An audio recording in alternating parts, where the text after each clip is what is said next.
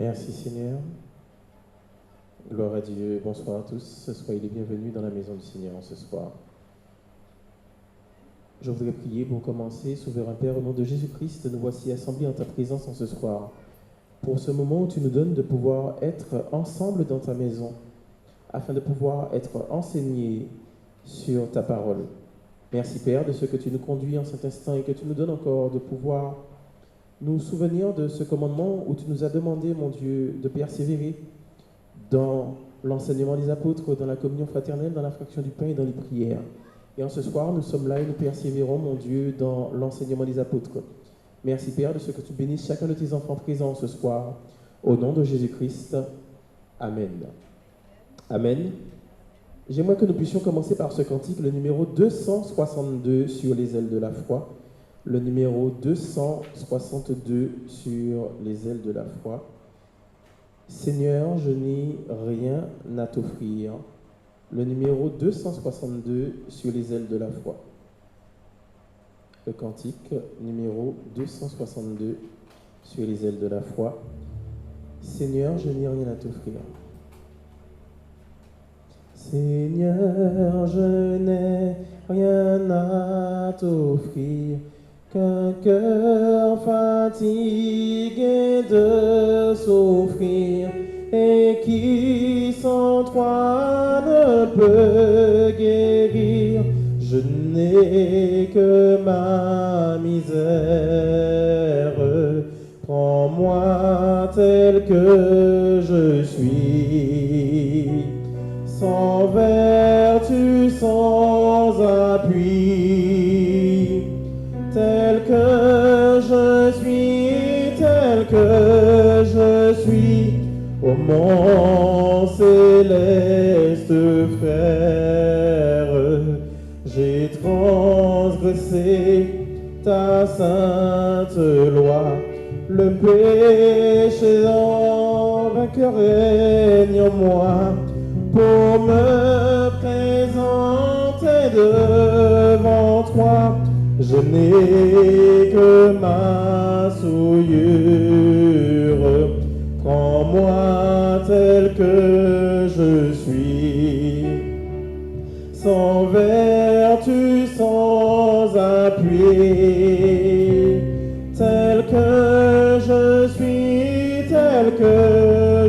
suis, lave mon âme impure. Faible est ma chair, faible est mon cœur, pour repousser le tentateur. Ô mon divin libérateur, je n'ai que ma faiblesse. Prends-moi tel que je suis, sans vertu, sans appui, tel que je suis, subviens à ma détresse.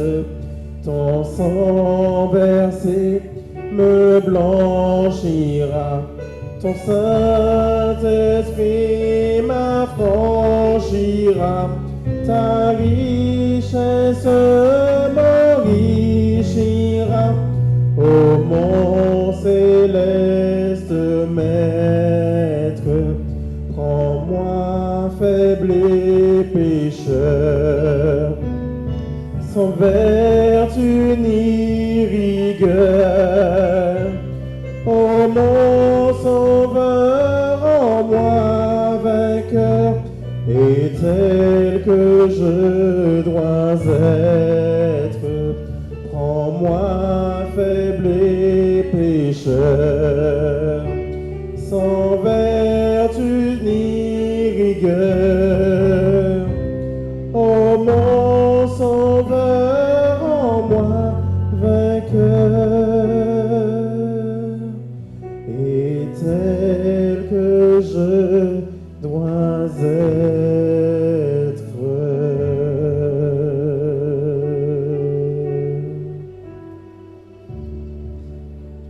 à Dieu et nous allons continuer, nous allons louer le Seigneur. Est-ce que vous avez la foi? On a beaucoup parlé de foi ces derniers temps. Est-ce que vous avez la foi? Vous avez la foi?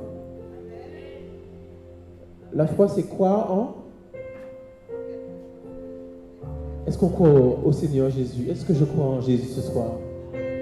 On va le chanter. Je crois en Jésus, je crois qu'il est le Fils de Dieu. Je crois en Jésus, je crois qu'il est le Fils de Dieu. Je crois qu'il est mort et ressuscité. Je crois qu'il a payé pour tous. Et je crois qu'il est ici, présent au milieu de nous, tout puissant pour nous guérir, et par sa grâce nous pardonner. Je crois en Jésus, je crois en Jésus. Je crois qu'il est le Fils de Dieu. Je crois qu'il est mort et ressuscité. Je crois qu'il a payé pour tous.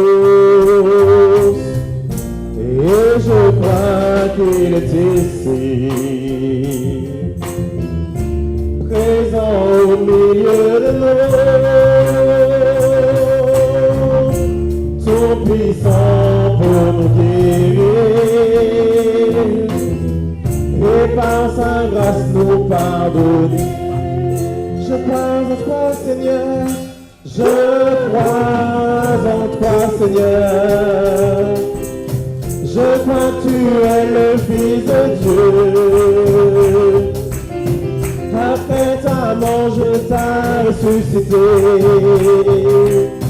Je crois que tu as payé pour tous.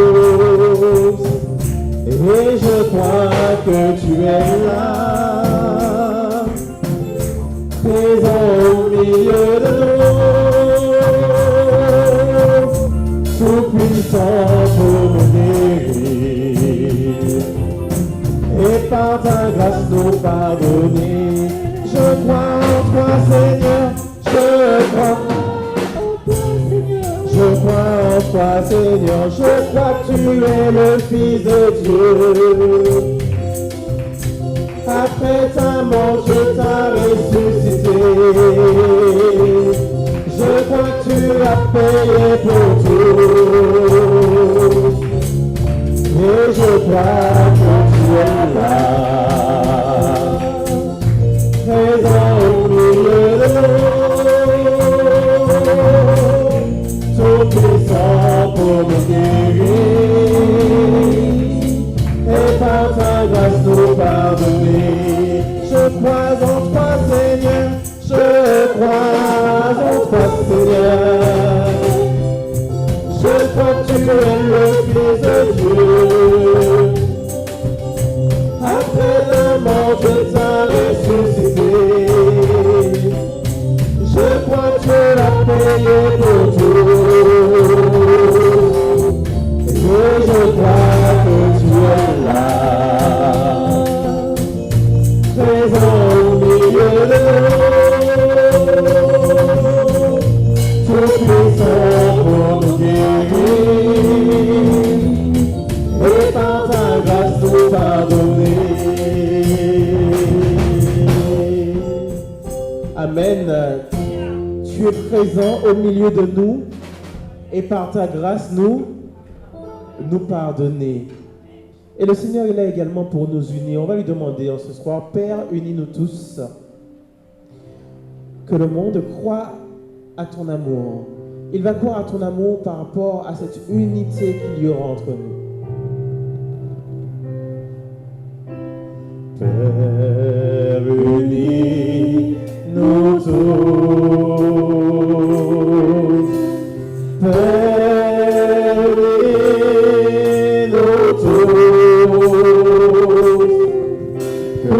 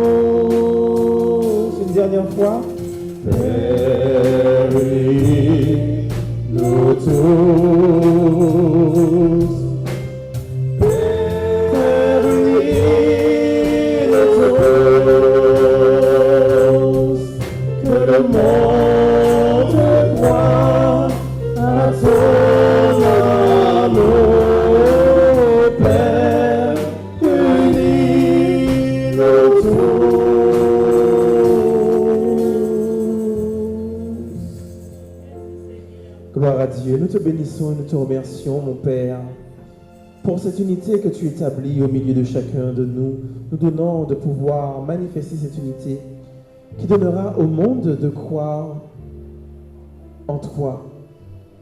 Merci pour ton amour, Père, et merci pour l'unité entre nous, tes enfants, tes disciples et tes serviteurs, au nom de Jésus-Christ. Amen.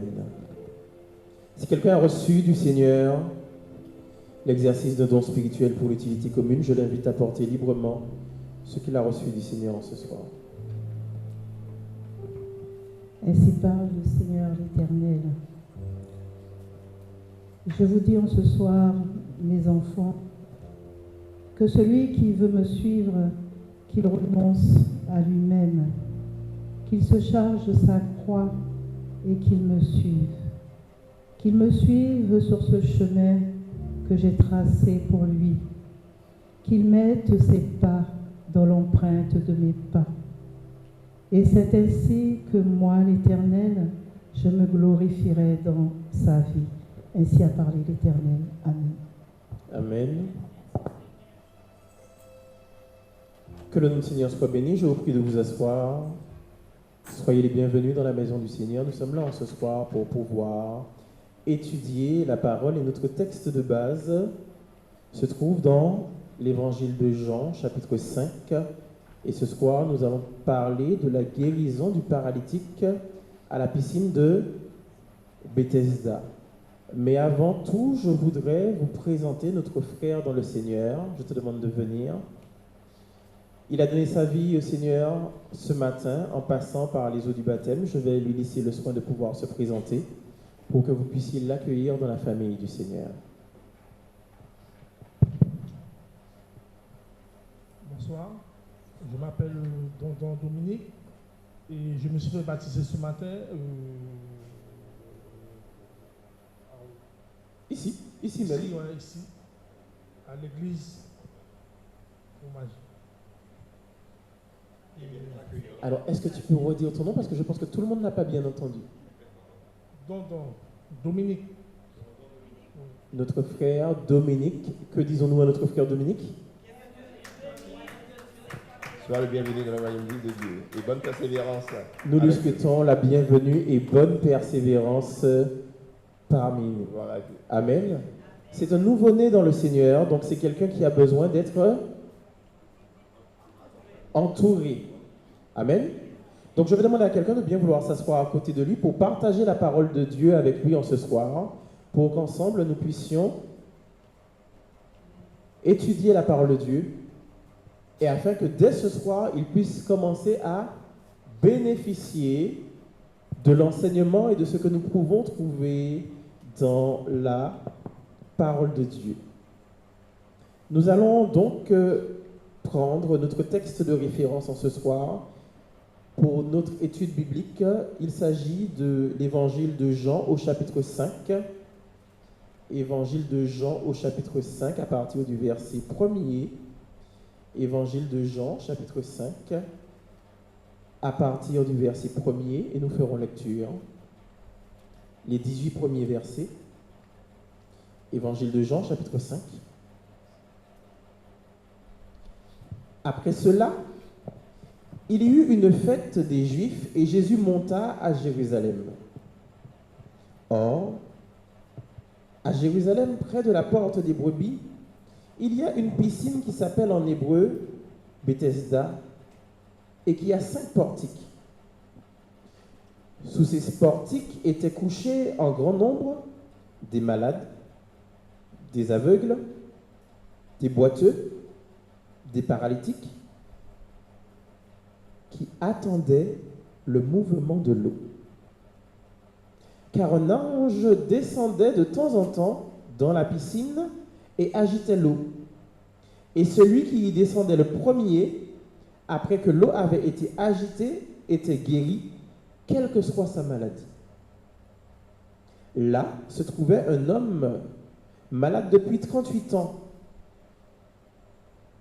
Jésus, l'ayant vu coucher, et sachant qu'il était déjà malade depuis longtemps, lui dit : « Veux-tu être guéri ? » Le malade lui répondit : Seigneur, je n'ai personne pour me jeter dans la piscine quand l'eau est agitée.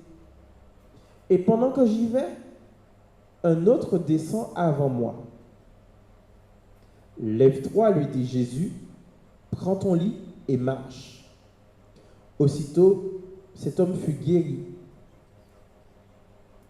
Il prit son lit et marcha. C'était un jour de sabbat. Les Juifs dirent donc à celui qui avait été guéri, « C'est le sabbat. Il ne t'est pas permis d'emporter ton lit. » Il leur répondit, « Celui qui m'a guéri m'a dit, « Prends ton lit et marche. » Ils lui demandèrent, « Qui est l'homme qui t'a dit, « Prends ton lit et marche » Mais celui qui avait été guéri ne savait pas qui c'était, car Jésus avait disparu de la foule qui était en ce lieu. Depuis, Jésus le trouva dans le temple et lui dit, « Voici, tu as été guéri. Ne pêche plus, de peur qu'il ne t'arrive quelque chose de pire. » Cet homme s'en alla et annonça aux Juifs que c'était Jésus qui l'avait guéri. C'est pourquoi les Juifs poursuivaient Jésus parce qu'il faisait ces choses le jour du sabbat. Mais Jésus leur répondit, « Mon Père agit jusqu'à présent, moi aussi j'agis. » À cause de cela, les Juifs cherchaient encore plus à le faire mourir, non seulement parce qu'il violait le sabbat, mais parce qu'il appelait Dieu son propre Père, se faisant lui-même égal à Dieu. Amen. Amen. Voici le texte qui nous sert de référence pour notre étude de ce soir. Plusieurs choses à voir. Nous allons d'abord porter une observation sur ce que nous voyons dans ce texte. Ensuite, nous allons l'analyser. Puis une mise en application, et puisqu'il y a des serviteurs de Dieu présents, un encouragement ou une exhortation. Que voyons-nous dans ce texte? Qu'est-ce que l'on peut voir dans ce texte? Vous avez la parole, donc il y a des micros, prenez-les pour pouvoir partager, puisque nous sommes en étude biblique. Premièrement, nous voyons qu'il y avait là une fête des Juifs.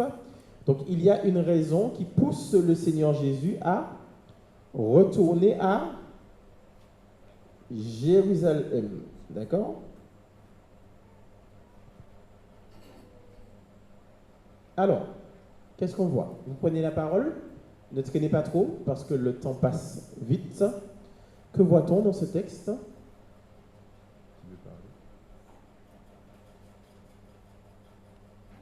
Que voit-on dans ce texte? Évangile de Jean, chapitre 5. Allons-y. Donc il y a plusieurs personnages déjà. On a Jésus. Oui.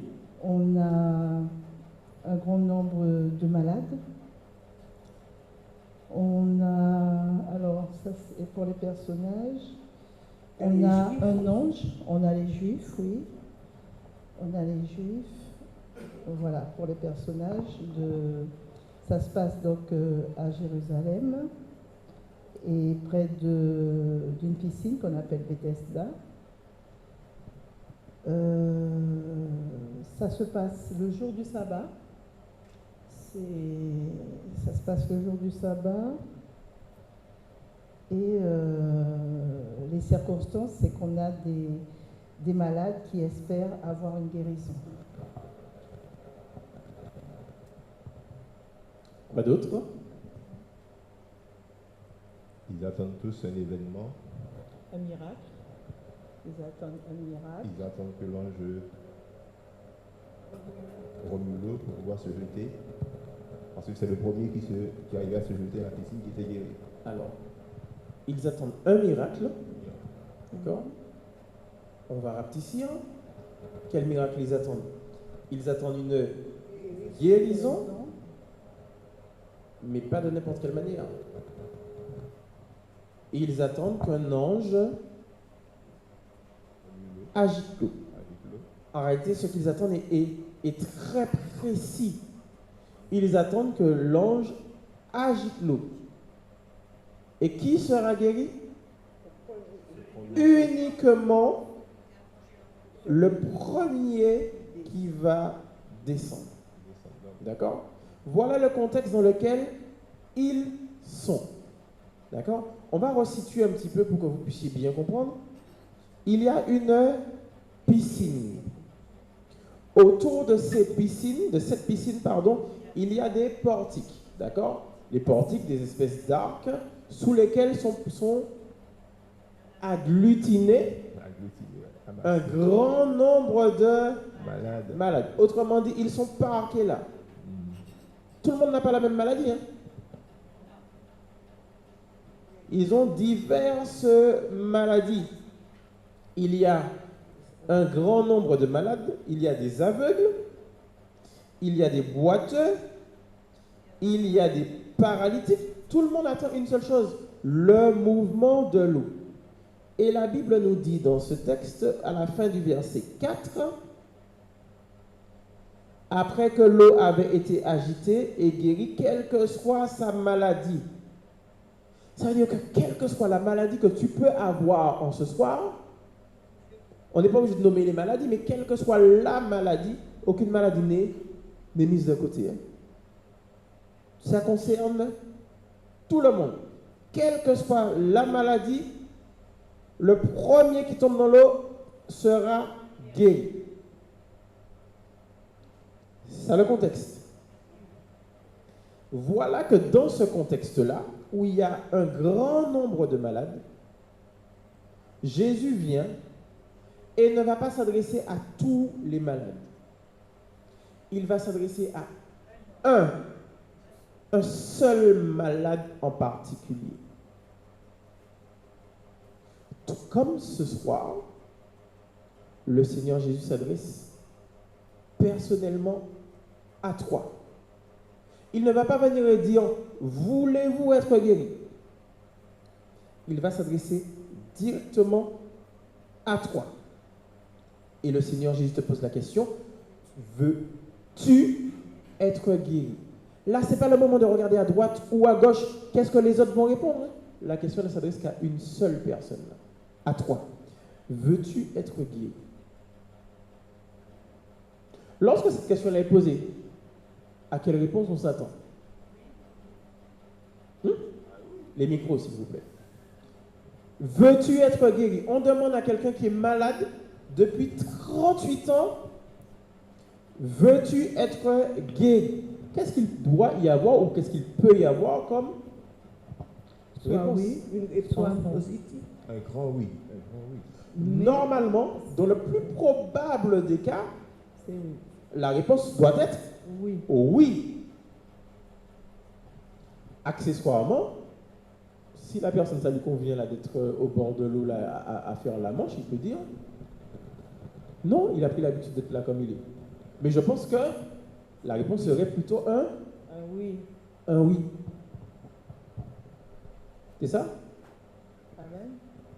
Mais en fait, c'est pas suivi. Et qu'est-ce qu'on va voir? Qu'est-ce que cet homme va répondre? Quelle est la réponse de cet homme? Jésus, verset 6, l'ayant vu coucher, donc Jésus le voit coucher. Il est couché où? Sous l'un des portiques où il y a un grand nombre de malades. Il y a quoi? Un grand nombre de malades. Tout le monde sait que ce sont des malades. Jésus l'ayant vu coucher, Mais ils sont tous couchés. et sachant Il était malade. Sachant quoi? Il était malade. Qu'il était déjà malade depuis longtemps. Autrement dit, Jésus connaît sa situation. Pourquoi Jésus lui pose la question alors? Jésus ne sait pas qu'il est malade? Jésus va quand même lui poser la question, veux-tu être guéri? La question, elle est directe, personnelle, veux-tu être guéri? Quelle est la réponse de cet homme? Seigneur, je n'ai personne pour me jeter. Le malade lui répondit, Seigneur, je n'ai personne pour me jeter dans la piscine lorsque l'eau est agitée. Et pendant que j'y vais, un autre descend avant moi. Qu'est-ce qui se passe là? Qu'est-ce qui se passe là? Il ne répond pas à la question qui lui est posée. Mais il ne fait pas. Pourquoi il ne répond pas à la question qui lui est posée? Pourquoi il ne répond pas à la question qui lui est posée? Parce qu'il ne sait pas. Il ne sait pas qui est Jésus à Il ce ne sait pas moment-là. qu'il a affaire au Messie. Ouais. Il ne sait pas qui c'est. On reprend la réponse? Seigneur, je n'ai personne pour me jeter dans la piscine quand l'eau est agitée. Et pendant que j'y vais, un autre descend avant moi. Il ne sait peut-être pas qui est Jésus, mais il l'appelle Seigneur. Seigneur. Ce qui veut dire quand même qu'il reconnaît que c'est quelqu'un qui a une autorité. Est-ce que c'est parce qu'il ne connaît pas le Seigneur Jésus qu'il ne répond pas à la question? Pas seulement. C'est parce Je vous que- dis la chose clairement. Un mendiant est assis au bord de la rue. Je passe devant lui, je lui demande, veux-tu à manger? Est-ce qu'il a besoin de savoir qui je suis? A-t-il besoin de savoir qui je suis? La réponse sera soit oui ou soit non. Pourquoi cet homme ne répond pas à la question? Est-ce que son besoin était... Son besoin, il est malade depuis 38 ans, il est couché là, au bord de la piscine, il est malade depuis 38 ans. Son besoin est comment? Il est avéré, mais... Il est avéré. Pourquoi il ne répond pas à la question qui lui est posée par le Seigneur Jésus? Et vous allez voir que non seulement il ne va pas répondre à la question, mais il va faire quelque chose de pire. Il s'attend à ce que quelqu'un le pousse. La réponse se trouve dans le verset 4. Le verset 4 nous dit, « Car un ange descendait de temps en temps dans la piscine et agitait l'eau. Et celui qui y descendait le premier après que l'eau avait été agitée était guéri, quelle que soit sa maladie. » Un ange descendait de temps en temps. Comment il le sait qu'un ange descendait de temps en temps Mais parce qu'il a... et guérissait? Comme il est là depuis longtemps, il a eu le temps de voir ce qui se Hein? passait. Comme il est là depuis longtemps, il a eu le temps de voir. Oui, ça- Très bien, alors je vous pose la question, pourquoi il était là? Mais parce qu'il attendait justement de Comme pouvoir... il était là, il a eu le temps de voir. Comment se fait-il qu'il soit venu là? Pourquoi est-il venu là? Oui, mais son espérance était de trouver quelqu'un pour le pousser dans la piscine. Pourquoi est-il venu là? S'il était là depuis longtemps, certes, il a eu le temps de voir. Mais avant de voir, pourquoi est-il venu là? Mais parce qu'il a entendu parler, il a... On faisait Il a- sa guérison. ouais, c'était- Il avait une espérance. c'était- Ça serait bien que tu parles dans le micro, sœur Simone, s'il te plaît. Pour lui, c'est devenu une tradition. Pour lui, c'est devenu une Tradition. tradition. Pourquoi? Pourquoi est-il venu près de la piscine? Pourquoi tous ces malades sont-ils venus près de la piscine? Ils ne sont pas venus comme ça et puis ils ont vu directement. S'ils sont venus là, à cet endroit précis, c'est parce qu'ils ont entendu Parler, parler du fait que de temps à autre, il y a un ange qui un ange descendait, agitait l'eau de la piscine et que le premier qui y descendait était guéri. Mais le problème, c'est que comme personne ne savait à quel moment l'ange allait descendre, alors voilà que tous ces malades, peu importe leur maladie, sont agglutinés sous les portiques à attendre qu'un ange veuille bien, quand son idée lui dira, quand il aura le temps après avoir fait autre chose, après avoir fait toutes ses autres occupations, s'il y pense, qu'il veuille bien descendre, agiter l'eau. Et encore, s'il en a envie. Autrement dit, Rien de certain pour cette guérison. Une guérison qui est basée sur une tradition. On m'a dit qu'une fois de temps en temps, il arrive qu'un ange vienne et secoue l'eau. Et si je suis le premier à être dans l'eau quand l'ange aura agité l'eau, je serai guéri. Et qu'est-ce qui va se passer là? Toute l'espérance de cet homme sera appuyée sur cette tradition. Au point où lorsqu'on va lui demander est-ce qu'il veut être guéri, en réalité, qu'est-ce qu'il va vouloir, cet homme? Il va vouloir que quelqu'un le jette dans la piscine. Cet homme n'imagine même pas à cet instant précis que la tradition à laquelle il croit n'est pas la seule source de guérison pour lui. Pour lui, pour être guéri, il faut absolument être le premier qui est jeté dans l'eau au moment où l'ange passe. Et qu'est-ce que cet homme va faire? Dans sa situation, écoutez la réponse qu'il donne. Seigneur, je n'ai personne pour me jeter dans la piscine quand l'eau est agitée. Et pendant que j'y vais, qu'est-ce qui se passe? Un autre Descends avant moi. descend avant moi. Vous entendez la réponse? Il ne dit pas, Seigneur, je n'arrive pas à descendre le premier. Il dit, Seigneur, je n'ai personne Pour me jeter dans pour me jeter, c'est ce qu'il dit, dans la piscine quand l'eau est agitée. Autrement dit, je le dis différemment, Seigneur, si je suis encore malade, Seigneur, si je suis encore là, c'est de la faute des autres. Parce qu'aucun d'eux ne m'a pris pour me jeter dans la piscine. Voilà le raisonnement de cet homme. Oui, sœur Jeanne? Comme s'il était résigné. C'est ça. Seigneur, je n'ai personne pour me jeter. Donc en fait, si je suis malade, si je suis encore là, c'est de la faute des autres, parce qu'il n'y a personne pour pouvoir me jeter. La preuve, quand j'y vais, un autre y va avant moi. S'il n'avait pas été avant moi, je serais guéri. C'était ça la question qui lui avait été posée.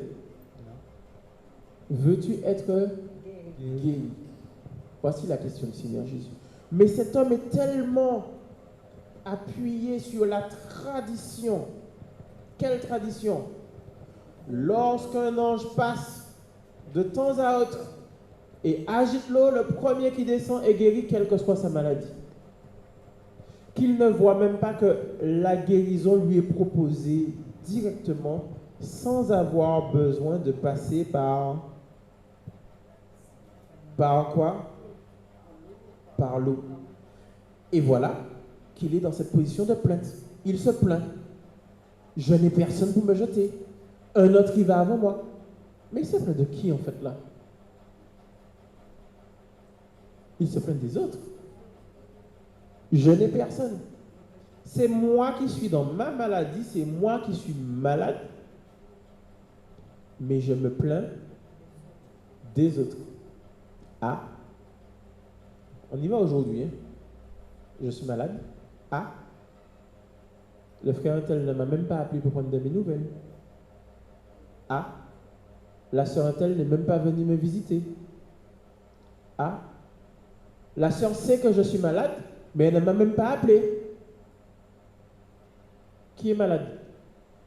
Lui, mais il se plaint des autres. Petite parenthèse, je ne vous dis pas de ne pas appeler les bien-aimés quand vous savez qu'ils sont malades. Quand ils sont malades, vous devez aussi nous devons les visiter, les encourager, d'accord? Mais le rôle du malade n'est pas de se plaindre aussi de l'attitude de l'autre. Et voilà que le Seigneur Jésus va faire quelque chose là. Cet homme s'est plaint de la situation. Et si on regarde, il y a là, au verset 7, qu'il ne répond pas à la question, mais qu'il se plaint des autres. D'accord? Que va faire le Seigneur Jésus? Au verset suivant, le Seigneur va lui dire quoi? Lève-toi, prends ton lit et marche. Je reprends. Lève-toi, c'est un ordre. Prends ton lit, c'est un ordre. Marche, c'est un ordre. D'accord? Le Seigneur va lui dire, lève-toi, prends ton lit, marche. Qu'est-ce qui va se passer lorsque le Seigneur Jésus porte une parole? Dans le cas précis, il donne un ordre. Que nous dit la parole de Dieu? On est bien d'accord, hein? Le ton, c'est pas est-ce que tu peux, est-ce que tu veux, c'est de l'impératif. Lève-toi. C'est un ordre. Prends ton lit. Encore un ordre. Marche. C'est un ordre. Ça veut dire que là, Jésus parle avec une autorité qui doit nous conduire à l'obéissance. Que nous dit la parole de Dieu? Aussitôt. À quel moment? Tout de suite. Aussitôt, ça veut dire tout de suite. Au moment où l'ordre a été donné, cet homme était comment? Il était couché. La Bible nous dit au verset 5, là se trouvait un homme malade depuis 38 ans. Jésus, l'ayant vu couché et sachant qu'il était déjà malade depuis longtemps, lui dit, veux-tu être guéri? Voilà là qu'il y a un homme malade. Ça fait 38 ans que cet homme est malade. Il est aussi, d'accord, qu'il est malade. Et là, il est couché près du portique. Jésus lui dit, avec l'autorité, lève-toi, prends ton lit, marche. L'ordre est donné. Et la Bible nous dit, la Bible ne va pas nous dire aussitôt il se leva, prit son lit et marcha. La Bible va nous dire aussitôt, que nous dit le verset 9? Aussitôt cet homme fut guéri, point virgule. L'ordre du Seigneur a été donné. Aussitôt, cet homme fut guéri. Pourquoi il fut guéri? Parce que Dieu a parlé. Parce que Jésus a parlé. Vous voyez, je donne de l'importance à la ponctuation. Jésus a parlé. Aussitôt, cet homme fut guéri. Point virgule. Ça veut dire qu'il faut qu'on s'arrête là un petit moment. La suite n'est pas encore là. Point virgule. Aussitôt, cet homme fut guéri. Qu'est-ce qui s'est passé? Qu'est-ce qui s'est passé pour qu'il soit guéri? Jésus a parlé. Et il a été guéri. L'homme n'a rien fait là. Jésus a parlé. Et il fut guéri. Et après la virgule, on a quoi? Il prit son lit et marcha. Autrement dit, il a obéi. Et le fait qu'il ait obéi fait que la guérison a perduré. La guérison a eu lieu parce qu'il a obéi. S'il ne s'était pas levé, il allait se rendre compte qu'il a été guéri. Mais parce qu'il n'allait pas obéir, il n'allait pas pouvoir bénéficier de cette guérison, de ce miracle, de cette bénédiction. La Bible nous dit, aussitôt,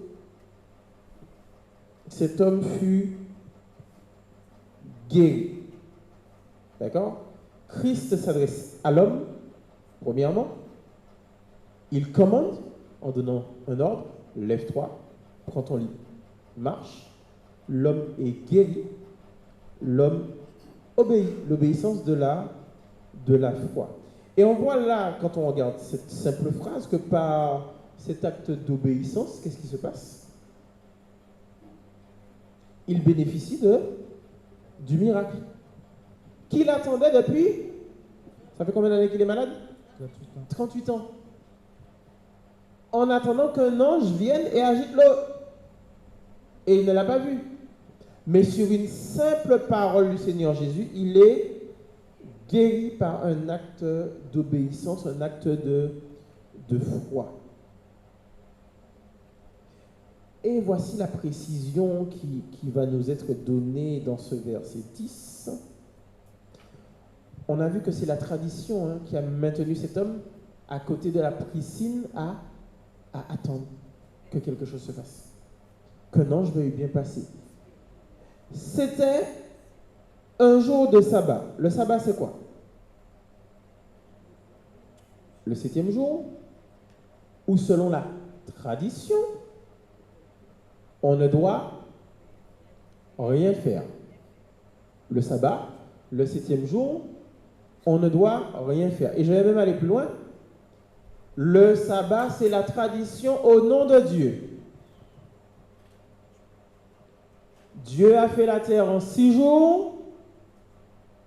Le 7e jour, Dieu s'est reposé, donc je me repose. Et on va dire, c'est au nom de Dieu. Le sabbat, c'est la tradition au nom de Dieu. On utilise le nom de Dieu pour établir bien souvent des traditions. La Bible nous le précise. Pourquoi la Bible nous le précise?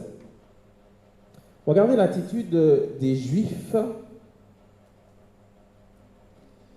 C'est le sabbat, il ne t'est pas permis d'emporter ton lit. On ne va pas simplement venir lui dire, mais pourquoi tu te lèves? Il ne t'est pas permis d'emporter ton lit. On va mettre en avant la tradition. C'est le sabbat, il ne t'est pas permis d'emporter ton lit. À qui on dit ça? On dit cela à un homme qui est malade depuis 38 ans. Ça fait 38 ans que cet homme espère une guérison.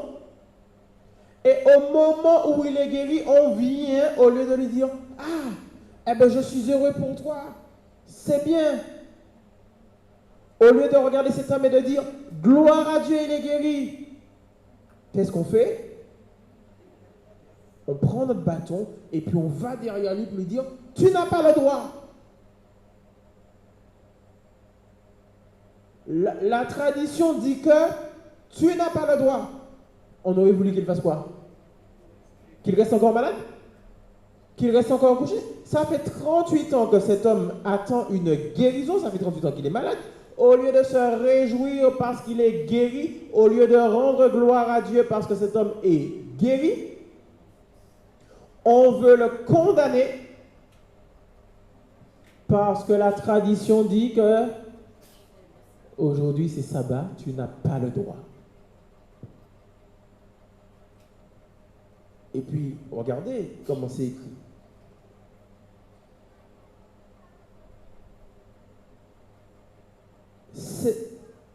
Verset 10, c'est le jour du sabbat, les Juifs dirent donc à celui qui avait été guéri, c'est le sabbat, il ne t'est pas permis d'emporter ton lit. Autrement dit, on lui fait un reproche. Cet homme qui attendait une guérison depuis si longtemps, on lui reproche même d'être guéri parce que c'est le jour du sabbat. Il n'aurait pas dû. Il aurait dû refuser d'obéir, il aurait dû refuser la guérison pour faire quoi? Pour faire plaisir à des gens qui, eux, ne sont pas malades, qui, eux, vont bien. Contrairement à cet homme, lui, qui était couché, qui était malade, ceux qui lui disent « tu n'as pas le droit », ils sont comment? Ils sont debout, ils font leurs affaires, ils marchent, mais ils veulent dire à celui qui est dans la souffrance « tu n'as pas le droit ». Pour une question de tradition. Et comme je le dis, on va dire au nom de Dieu. Le sabbat, Dieu a travaillé 6 jours, Dieu s'est reposé le 7e jour. Donc le 7e jour, on ne doit rien faire. Mais cet homme va manifester une grande intelligence. Celui qui m'a guéri m'a dit. Ça veut dire que la défense de cet homme n'est pas basée sur ce qu'il va entendre des Juifs pour répondre aux Juifs. Il ne va pas dire « mais je voulais être guéri ». Non. Sa défense va être basée sur « celui qui m'a guéri m'a dit ». Sa défense va être basée sur l'obéissance à cet ordre que lui a donné celui qui l'a guéri. Celui qui m'a guéri m'a dit, prends ton lit et marche.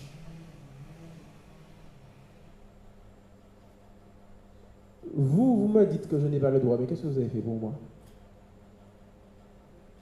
Celui qui m'a guéri m'a dit, prends ton lit et marche. J'obéis à celui qui m'a guéri. Voici la défense de l'homme. Il n'est pas là pour entrer dans des tergiversances avec ces personnes-là sur j'ai le droit, j'ai pas le droit. J'obéis. Celui qui m'a guéri m'a dit, prends ton lit et marche. Et vous voyez qu'il y a une particularité là, c'est que cet homme ne sait même pas qu'il a guéri en réalité. Il ne sait pas qu'il a guéri. Puisque regardez, ils lui demandèrent, verset 12, qui est l'homme qui t'a dit, prends ton lit et marche? Hein? Ils vont le questionner pour savoir qui lui a dit de désobéir à la tradition. Qui lui a donné un ordre contraire à la tradition. Mais vous voyez ce qui est écrit là? Il ne lui demande pas qui est l'homme qui t'a guéri. Ils n'en ont rien à faire de ce que cet homme était malade et qu'aujourd'hui il soit guéri. Ça ne leur parle pas. La seule chose qui les gêne là, qui est l'homme qui t'a dit prends ton lit et marche? Voilà que cet homme était en souffrance. On lui apporte, Jésus lui apporte la guérison. Ça ne les intéresse pas. Eux, ils veulent simplement condamner parce que quelqu'un leur a dit quelque chose autre que leur tradition. Et l'homme va répondre ici.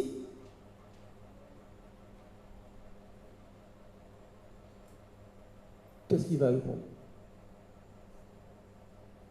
Regardez le verset 13. Mais celui qui avait été guéri ne savait pas qui c'était, car Jésus avait disparu de la foule qui était en ce lieu. Qu'est-ce que cet homme répond là en réalité? À part qu'il ne sait pas. La seule chose qu'il sait, c'est que celui qui l'a guéri lui a dit, prends ton lit et marche. Ce que cet homme sait, c'est que lui, il est guéri. Mais ce que vous devez savoir, et là je vous parle à vous en ce soir, la Bible nous dit dans ce verset 13, après nous avoir dit que cet homme ne savait pas, la Bible précise, car Jésus avait disparu de la foule qui était en ce lieu. On a vu, il y avait une foule de malades près de la piscine. Jésus lui a dit, lève-toi, prends ton lit, marche. Et Jésus a disparu. Ce qui veut dire que celui qui veut être guéri et à qui le Seigneur Jésus donne une parole pour sa guérison, s'il ne prend pas la parole que le Seigneur lui a donnée pour sa guérison, après il sera trop tard. Ce n'est pas la peine d'espérer une deuxième parole, que le Seigneur va venir vous donner une deuxième parole. Après lui avoir donné la parole, qu'est-ce qui s'est passé? Jésus avait disparu de la foule qui était en ce lieu. Ce qui veut dire que si le Seigneur vous a donné une parole, que vous soyez d'accord ou pas avec la parole, si vous ne l'avez pas prise au moment où le Seigneur vous l'a donnée, si vous voulez être guéri, ce n'est pas la peine d'aller chercher une autre parole. Il faudra venir ramasser la parole que vous aurez rejetée. Parce qu'une fois que Jésus a porté la parole, il s'en est allé. la parole a été prononcée. Ce qui veut dire que celui qui veut être guéri doit faire quoi? S'il n'a pas pris la parole en plein vol comme cet homme pour être guéri, aussitôt, celui qui veut voir Jésus agir va devoir revenir chercher la parole que le Seigneur lui a donnée. Parce que le Seigneur sera parti autre chose. Il t'a porté une parole, que tu obéisses, que tu n'obéisses pas, il t'a porté la parole. Si tu n'obéis pas, ça c'est ton problème. Jésus est passé à autre chose. Il est allé dans un autre lieu. Il a disparu de la foule qui était en ce lieu. C'est une petite parenthèse que je voulais faire parce que bien souvent, quand le Seigneur parle et nous demande quelque chose, ah mais Seigneur, je n'ai pas envie, je ne veux pas. Et puis on va souffrir un jour, 2 jours supplémentaires. Et puis on va revenir. Seigneur, tu ne peux pas faire autrement? Il n'y a pas une autre possibilité? Non, ne croyez pas ça. Le Seigneur vous apporte une parole, soit vous obéissez, soit vous n'obéissez pas, mais ça vous regarde. Lui, il a porté sa parole, il est parti de celui-là. Si vous n'avez pas pris la parole, ça c'est votre problème. Et si vous voulez être guéri, eh bien retournez ramasser la parole que vous n'avez pas acceptée au moment où le Seigneur vous l'a portée. Et frère Joël, Oui. et même retourner ramasser la parole risque d'être chose impossible, parce que la parole que Jésus a donnée, c'était pour le jour même. C'était pas pour... C'est une réalité. À vous de savoir. Ce que nous pouvons constater dans la suite, c'est que cet homme va faire quelque chose après avoir été guéri, après avoir affronté ces premiers juifs qui sont venus lui reprocher le fait qu'il a pris son lit et qu'il a marché, qui sont venus lui reprocher qu'il a obéi, qui sont venus lui reprocher qu'il n'a pas respecté la tradition. Cet homme, on est bien d'accord, ne sait pas qu'il a guéri. Mais que va-t-il faire? Que va-t-il faire? La Bible nous montre dans ce verset 14 que cet homme, qu'est-ce qu'il va faire? Il ira au temple. La Bible nous dit au verset 14, depuis quoi? Depuis la guérison. Depuis la guérison. Depuis, Jésus le trouva dans le temple. Ça veut dire quoi? Ça veut dire que cet homme qui a été guéri, sa réaction, ça va être quoi? D'aller au temple. La Bible nous dit, depuis, Jésus le trouva dans le temple. Ça veut dire que son point d'attache n'était plus les portiques de la piscine de Bethesda. Depuis, Jésus le trouva dans le temple. Ce qui veut dire que cet homme va prendre une position. Sa position, ce sera où? Dans le temple. Pourtant, il ne sait pas que c'est Jésus qui l'a guéri. Mais pourquoi c'est au temple qu'il va?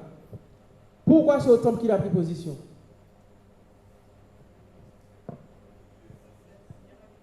Parce que même s'il ne sait pas quel est l'homme qui l'a guéri, il sait quelque chose. Ce miracle-là, c'est un miracle venant de Dieu. Et cet homme a l'intelligence d'aller où? D'aller là où Dieu se trouve. Depuis sa guérison, Jésus le trouva. Trouva, ça veut dire quoi? Ça veut dire qu'au moment où Jésus arrive, l'homme est déjà dans le temple. Depuis la guérison jusqu'à Jésus le trouva dans le temple. Cet homme sait en tout cas quelque chose, même s'il ne sait pas qui l'a guéri, il sait que c'est un miracle qui vient de Dieu. Et là, cet homme à ce moment-là va dans le lieu où Dieu se trouve, à savoir dans le temple. Il sait d'où vient la guérison. Il sait à qui il doit rendre la gloire. Et le fait que la Bible nous dit depuis et le trouva montre en fait que là c'était devenu son point d'attache. Il y avait là une persévérance. L'homme n'était plus attaché au portique. Son nouveau lieu d'attachement était le temple. Depuis, Jésus le trouva dans le temple. Voilà. Voici son nouveau point d'attache. Mais la suite du texte nous dit et lui dit, voici, tu as été guéri. Donc ça veut dire que Jésus sait qu'il a été guéri, normal. Et il dit quoi derrière? Ne pêche plus. Ne pêche plus. Virgule. D'accord? Ne pêche plus. Virgule. Ça veut dire que ça ne s'arrête pas là. Première chose, ne pêche plus. Il ne lui dit pas ne pêche pas. Il lui dit tu as été guéri. Ne pêche plus. Virgule. Ça veut dire quoi? Le plus veut dire quoi? Le plus veut dire que la condition de sa maladie, c'était le péché. 38 ans malade. Je rappelle que la Bible ne dit pas que cet homme a 38 ans. La Bible dit que cet homme était malade depuis 38 ans. 38 ans malade. Conséquence du péché. 38 ans malade. Conséquence de son péché. Pourtant, lorsque la guérison lui a été proposée par le Seigneur Jésus, c'était la faute des autres. Je n'ai personne pour me jeter dans l'autre. C'est de la faute aux autres si je ne suis pas guéri. Quand j'y vais, un autre va avant moi. C'est parce que les autres sont plus rapides que moi que je ne suis pas guéri. La cause, c'était quoi là? C'était son péché. 38 ans malade à cause de son péché. Et là, le Seigneur Jésus lui dit, voici, tu as été guéri, ne pêche plus, virgule. Voilà. Tu as péché, tu étais malade. Je t'accorde la guérison. Maintenant que tu es guéri, je te le dis, ne pêche plus. J'insiste sur le fait que cet homme était malade depuis 38 ans. Et après la virgule, il y a quoi? De peur qu'il ne t'arrive quelque chose de pire. Autrement dit, tu étais malade pendant 38 ans parce que tu as péché. Je t'ai guéri. Si tu pêches à nouveau, qu'est-ce qui va t'arriver? Quelque chose de pire que d'être malade pendant 38 ans. Vous imaginez? Malade pendant 38 ans. Et la cause du péché sera d'être quoi? La conséquence, du péché sera quoi? Quelque chose de pire que d'être malade depuis 38 ans. Vous vous rendez compte? Vous vous rendez compte des conséquences du péché? Cet homme a été malade depuis 38 ans. Pendant 38 ans, cet homme a été malade. Et s'il pêche, il peut lui arriver quelque chose de pire que d'avoir été malade pendant 38 ans. C'est grave. 38 ans malade, couché là près d'une piscine. Et voilà qu'il y a pire que ça. Et que pire peut lui arriver très vite. S'il n'obéit pas à cet ordre du Seigneur qui lui dit ne pêche plus.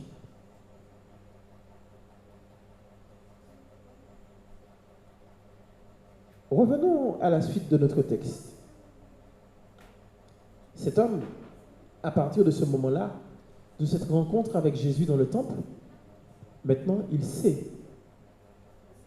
Il sait quel est l'homme qui l'a guéri. Il sait que l'homme qui l'a guéri, c'est Jésus.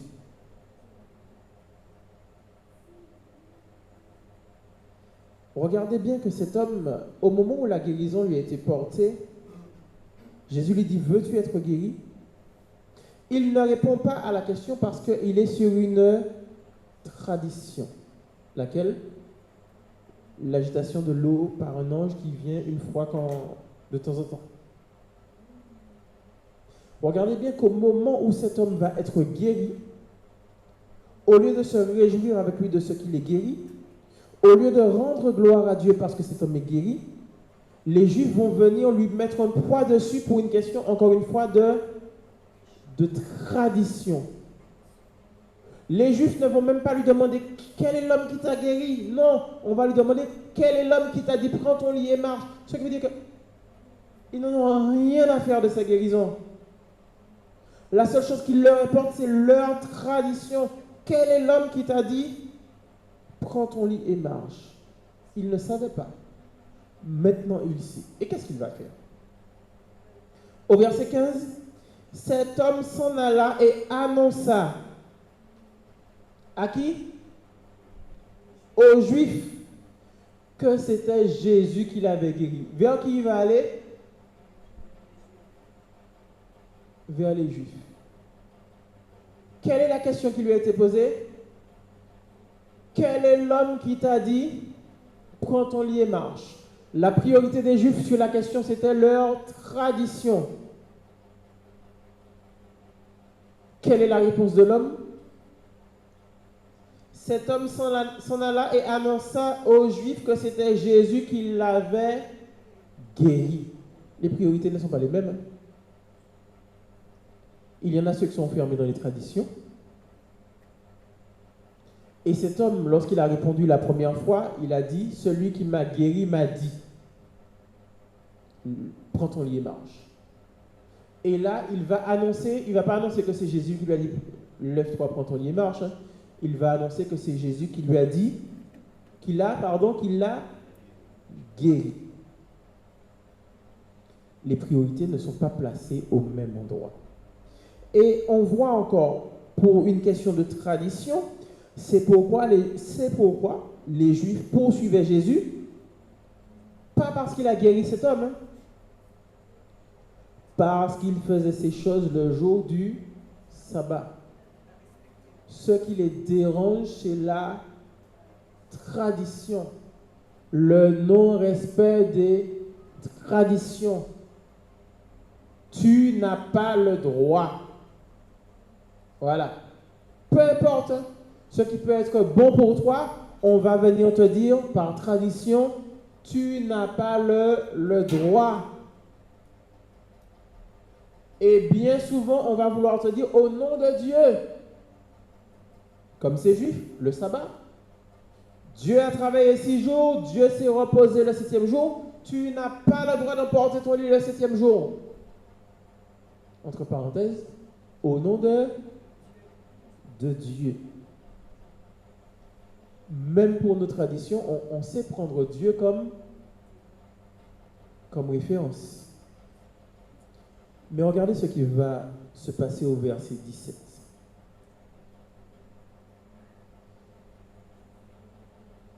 Au verset 17, il est écrit, mais Jésus leur répondit. Donc il y a un temps qui passe, puisque au départ, c'est l'homme qui va s'en aller et annoncer aux Juifs que c'était Jésus qui l'a guéri. Donc ça veut dire que les Juifs vont même arriver pour pouvoir attaquer Jésus, parce qu'il n'est pas dit Jésus leur dit. Mais au verset 17, il est écrit, Jésus leur répondit. Lorsqu'il y a une réponse, c'est qu'avant la réponse, il y a eu quelque chose. D'accord? Donc il va y avoir là que les Juifs vont arriver pour faire quoi? Pour attaquer Jésus. Et là, donc les Juifs, ça va être les autorités qui vont venir à Jésus pour faire quoi? Pour lui demander, mais pourquoi il a fait cette guérison le jour du sabbat? La réponse du Seigneur, verset 17. Mais Jésus leur répondit, mon Père agit jusqu'à présent, moi aussi j'agis. Mon Père, c'est qui? Mon Père, c'est qui? Ici, là. Quand Jésus dit mon Père, c'est qui? Mon Père, c'est Dieu. D'accord? Mon Père agit jusqu'à présent, moi aussi j'agis. Pourtant, au nom de Dieu, on va venir dire à cet homme qui était malade, tu n'as pas le droit. Hein? Et Jésus dit, mon Père agit jusqu'à présent, moi aussi j'agis. Et la réponse du Seigneur Jésus ici là va amener ces accusateurs au cœur du problème. Quelle est la base du problème? Le sabbat, comme je vous l'ai dit, était basé sur quoi? Sur le fait que Jésus avait cessé son ouvrage le 7e jour. Il a travaillé les 6 jours et il a arrêté son ouvrage le 7e jour. Mais Jésus va montrer quelque chose là. Il va montrer que le repos du Seigneur Jésus n'est pas à confondre avec la oisiveté. Ce sont deux choses complètement différentes. Mon Père agit jusqu'à présent. Jusqu'à présent, ça veut dire quoi? Ça veut dire depuis le commencement jusqu'à, quel est le moment de fin de ce texte? Présent. Ça veut dire que depuis le commencement jusqu'à maintenant, mon Père agit. C'est pas mon Père a agi. Mon Père agit. C'est du présent. Donc c'est pour cela qu'il ne faut pas confondre le repos du 7e jour avec de la oisiveté. Et le fait qu'ils disent jusqu'à présent, c'est-à-dire qu'au moment présent, le Père est en train d'agir. Et le Fils dit, j'agis comme mon Père. Vous prenez Dieu comme modèle pour établir vos traditions. Je prends Dieu comme modèle pour faire les œuvres que je fais. Et ce que l'on voit là, si Jésus fait des miracles,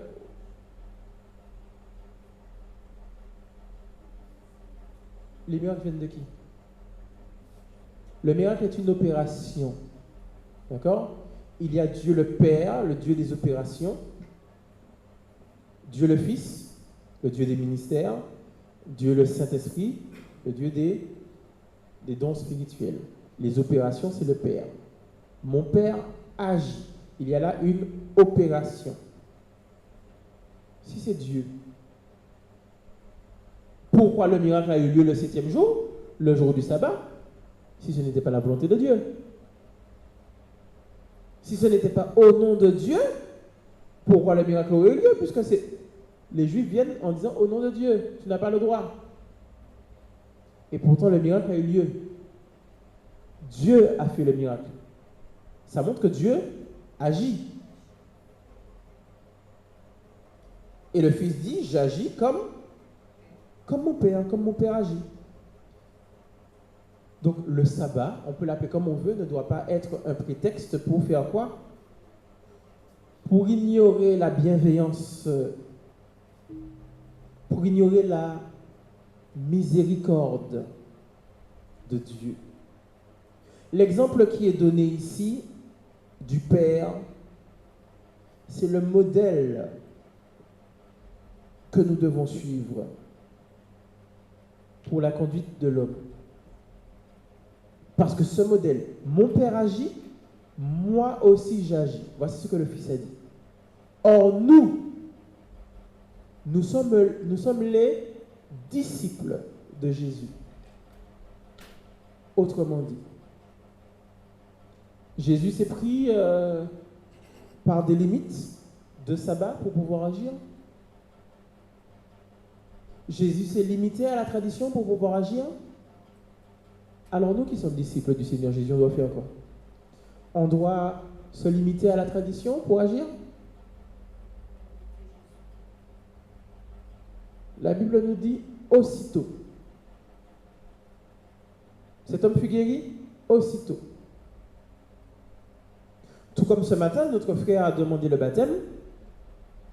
On t'a dit reviens ce soir? On t'a dit reviens dimanche? Non. Ça a été aussitôt. Et il a été baptisé ce matin même. Aussitôt. Voilà. On ne doit pas rentrer dans les traditions pour dire « Ah, mais l'église est ouverte le soir à 19h, reviens ce soir. » Ou bien l'église est ouverte dimanche, reviens dimanche. Non, c'est aussitôt. Voilà. La tradition, c'est quoi?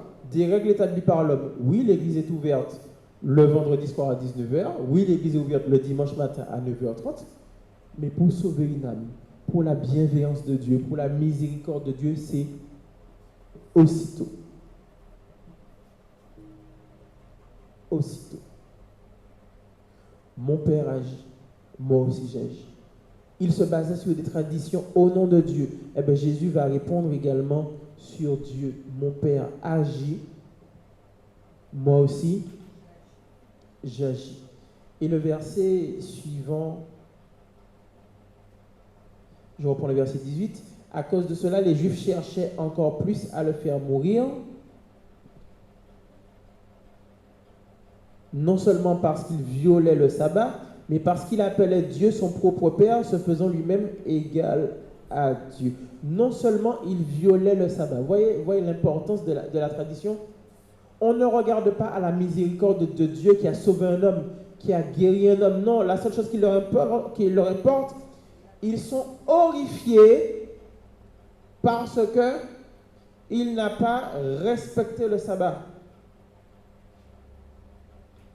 Voilà le problème. Hein? Un homme a été sauvé, mais on n'est pas content parce qu'on n'a pas respecté la tradition.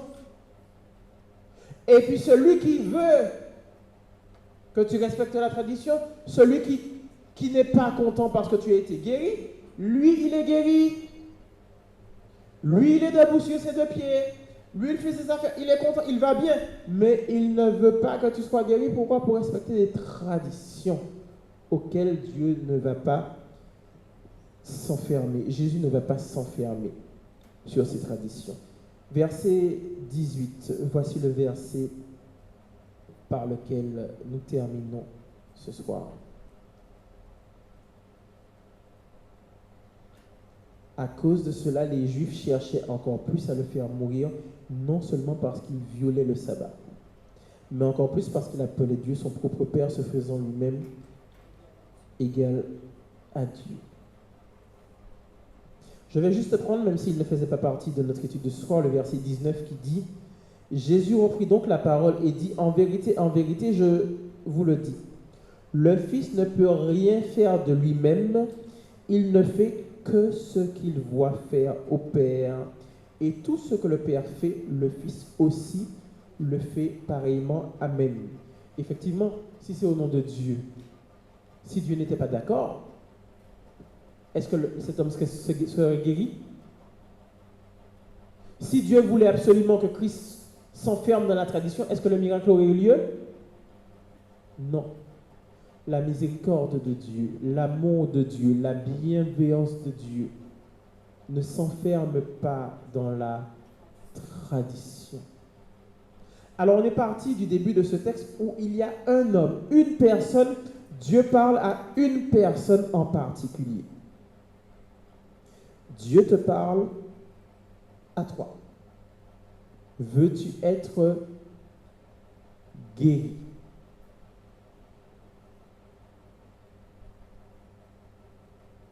Que vas-tu répondre?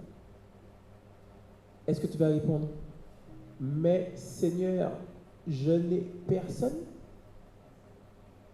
Ou est-ce que tu vas répondre, oui, Seigneur? Et quand tu vas répondre oui, Seigneur, est-ce que tu vas écouter? Parce qu'il va te donner une parole. Tout comme il a dit à cet homme, lève-toi, prends ton lit et marche. Quand Dieu te pose la question, veux-tu être guéri? Vas-tu écouter pour entendre la parole qu'il va te dire? Et vas-tu surtout obéir, comme cet homme qui a obéi? Il n'a pas cherché à savoir est-ce que les Juifs seraient contents, est-ce que les Juifs ne seraient pas contents. Il a obéi et il a été guéri. Si tu es malade ce soir, le Seigneur te pose directement la question. Veux-tu être guéri? À toi de savoir quelle est la réponse maintenant que tu vas donner au Seigneur. Et est-ce que tu vas obéir à ce qu'il va te dire pour être guéri? Amen. Frère Christian, tu voulais intervenir? Oui, je voulais donc noter la transformation de cet homme. Parce qu'à la première rencontre avec Jésus, il a effectivement été guéri physiquement, mais la deuxième rencontre, il a été transformé puisqu'on voit qu'à la fin, il est devenu, verset 15, un prédicateur, un ambassadeur du Messie, puisqu'il a annoncé aux Juifs qui était Jésus en fait, au verset 15. Il y a eu une transformation spirituelle, on pourrait dire une transformation spirituelle qui a été plus profonde que la première. Mhm. En conclusion, je voudrais revenir sur cette scène qu'il y a. Cet homme était paralytique. Enfin, était malade, pardon. Je ne vais pas dire paralytique, je veux dire cet homme était malade. Une guérison physique. D'accord? Il était malade. Une guérison physique. Lorsque Jésus va le croiser dans le temple, Jésus va lui dire « Ne pêche plus ». Autrement dit, une maladie spirituelle, le péché. Et bien souvent, quand on trébuche, quand on tombe, d'accord? Donc là, je parle de la maladie spirituelle, on a tendance à beaucoup blâmer les autres. Tout comme cet homme, c'était quoi son véritable problème? Il était malade. Mais pourquoi était-il malade? Parce qu'il avait péché. Et pourtant, il va dire, je n'ai personne pour me jeter dans la piscine. Un autre qui va avant moi. Il ne dit pas, j'ai fait quelque chose de mal. Il dit, c'est la faute à l'autre. Quand on trébuche, on a tendance à blâmer les autres. Ah oui, mais tu vois, lui là, c'est... on blâme les autres. Mais et moi? Et moi? Et mon péché? Et moi? Et mon péché? Au lieu de blâmer les autres, et moi? Parce que Jésus ne s'adresse pas aux autres, il s'adresse à cet homme. Veux-tu être guéri? Mais ce que l'on voit là, c'est que Jésus veut guérir. Mais quelle guérison? Il lui a dit ne pêche plus. Ne pêche plus. Ça veut dire qu'il a été guéri de sa maladie spirituelle.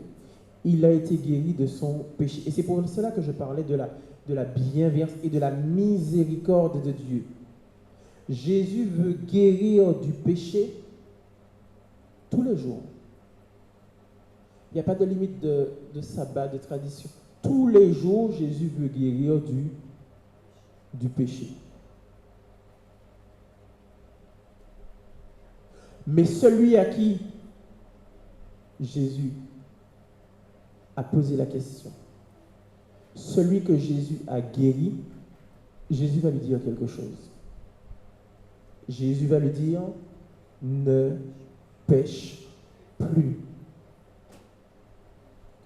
De peur qu'il ne t'arrive quelque chose de pire. Ce qui veut dire qu'il ne faut pas dire, ah, comme Jésus veut guérir du péché tous les jours, c'est pas grave si je pêche,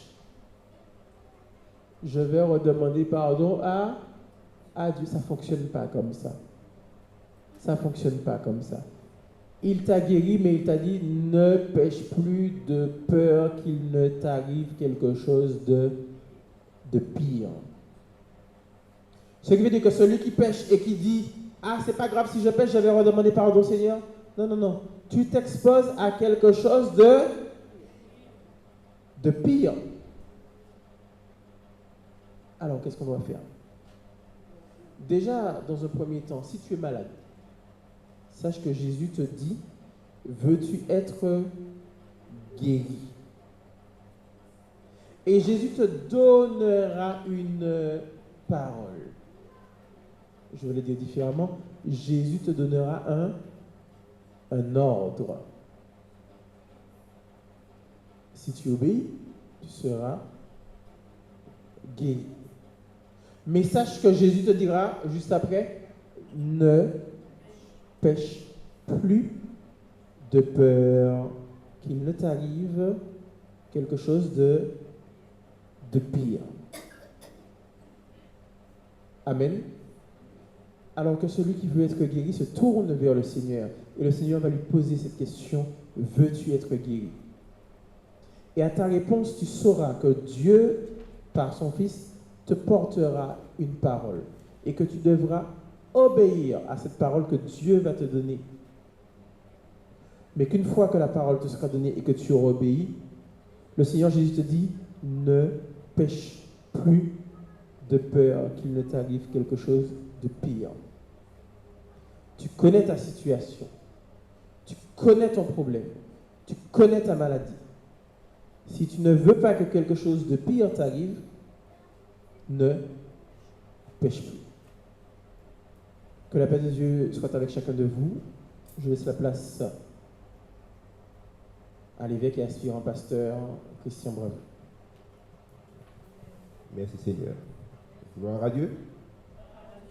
Merci Seigneur pour la guérison qu'il nous apporte. On est tous concernés, n'est-ce pas? Amen.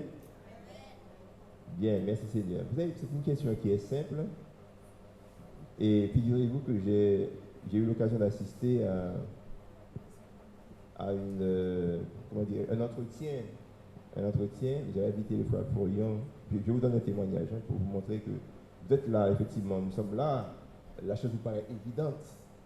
Mais ce n'est pas si évident que ça pour tout le monde. Le frère Florian était chez moi avec mon beau-père. Je l'avais invité à venir pour parler à mon beau-père, parce que moi je parle, mais vous savez, quand on parle à ses propres parents, on n'est pas forcément entendu. Donc j'ai fait appel au frère Florian pour parler à mon beau-père. Donc on était donc chez moi et il discutait avec mon beau-père. Il lui parlait de l'évangile. Et puis à un moment donné, il lui a posé la question, il lui a expliqué en quoi consistait le salut. Il lui a posé la question, veux-tu être sauvé? Je m'attendais avec une évidence qu'il dise oui. Après tout cela, j'ai entendu. Mais figurez-vous que le oui ne sortait pas. Le oui ne sortait pas. Ce qui était une évidence à mes yeux, ce qui est pour vous une évidence ce soir, veux-tu être guéri? C'est évident. Le oui est évident, mais ce n'est pas évident parce que le diable fait un travail, mes amis, pour aveugler le païen, celui qui ne connaît pas Dieu. Et ce n'est pas évident pour lui de saisir la grâce de Dieu au moment où Dieu lui offre cette grâce-là.